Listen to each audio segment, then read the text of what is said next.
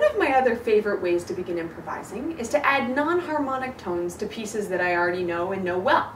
And basically for our purposes, what a non-harmonic tone is just a bonus note, a note that isn't in the original tune, but that sounds pretty good with it anyhow. And the two kinds of non-harmonic tones that I think work best are neighbor tones and passing tones.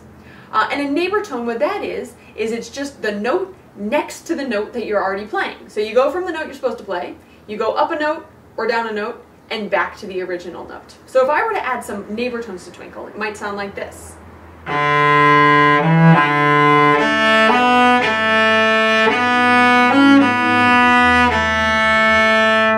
Those would be some neighbor tones. And I went to the ones above, but you could certainly also go to the note below.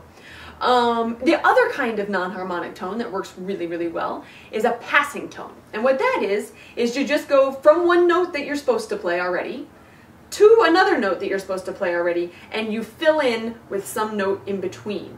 So for example, in Twinkle, so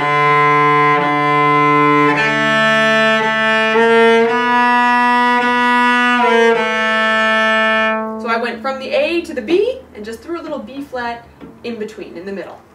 So if I were to add a bunch of passing tones and a bunch of neighbor tones to Twinkle, I could come up with all sorts of different combinations and interesting variations on the original tune. Maybe it would sound something like this.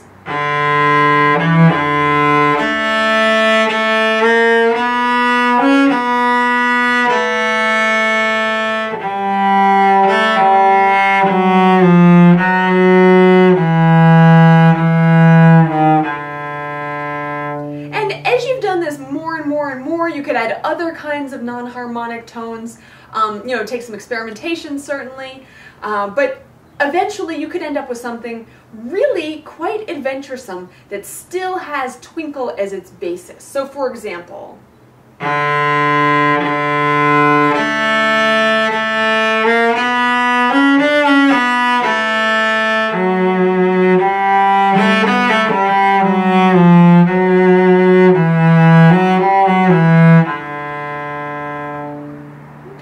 so experiment around and have fun with it.